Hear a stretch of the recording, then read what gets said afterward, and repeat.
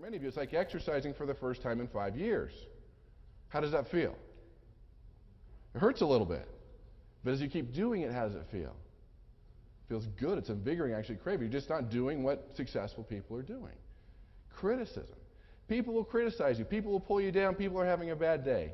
I could do a seminar with 200-300 people and talk to 40 people afterwards. Thank you, great, loved it, appreciate it. Then there's that one person, right, that says, that wasn't that good, or I didn't learn anything. So it's a 40-to-1 ratio, and what's stuck in my mind? That one person. And we get stuck in that too. We have to get past that. People will criticize you along the way.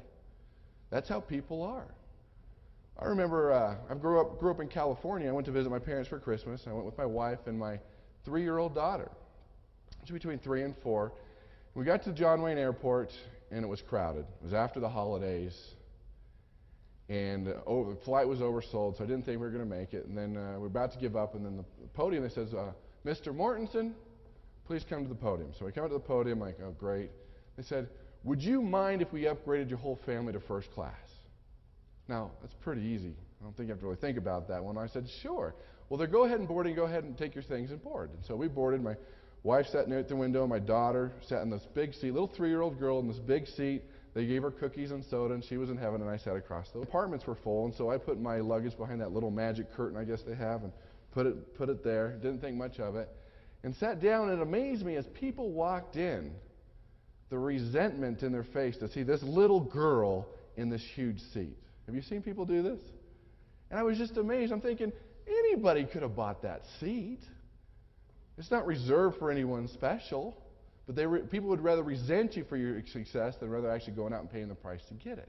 And it really amazed me. That really shocked me as we landed. I had to get my bag over in coach. I said, excuse me, and the man was just really upset. And I could tell he was angry, and I grabbed my bag, and I kind of looked at him and says, you're not first class. You're no class. Wow.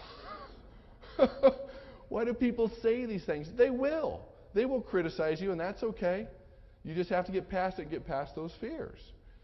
And this will happen with many of you. This is what's really going to happen. It says, I've been naked all day, but you're the first to notice. Try changing the part in your hair or some other things. People aren't going to notice. Do your thing. Focus on what you do. Follow your heart. And that's what makes the biggest difference.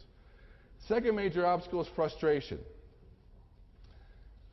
Many of you might be frustrated right now. Maybe you're not as far along in your business or your occupation or your finances as you want to be. And you have to understand the frustration, because frustration many times just causes us to turn off. Now here's the thing you want to write down about frustration. Frustration comes from an unmet expectation. So if the person you're talking to, you're frustrated, you're tense inside, there's an expectation that has not been met. And it's important that you understand frustration, because a lot of people turn frustrated, they turn off, it doesn't matter anymore, I don't care, and they don't pursue it. It's one of those things that really sucks the energy out of you. And number 3 is failure. Winning is all about losing, isn't it? You look at those Olympic athletes that won the gold medal. Have they lost more times than they've won? You look at Thomas Edison, Henry Ford, we go down the whole list, Abraham Lincoln, they've lost more times than they've won. As long as you learn from it and grow from it, and it doesn't scare you to put yourself out there and do it. Failure will happen. That's part of the learning experience. You just can't let it hold you back. Winning is all about losing, going out there and doing it. And that's a critical thing. And you have to understand about willpower and failure that you can't let it get you down.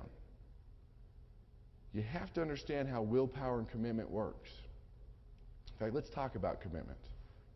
Have you ever had a day when you didn't feel like doing the things you know you needed to do? Raise your hands. A few truthful hands out there. Every day, probably. Maybe this morning when the alarm clock, How do we stay focused? How do we stay committed? You've been great for 3-4 weeks, and all of a sudden you fall off the horse. How do you get that commitment? How do you find that willpower?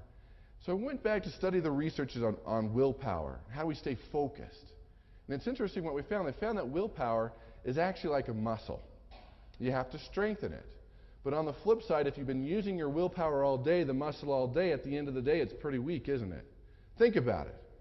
If you're dieting, do you fail in the morning or in the evening?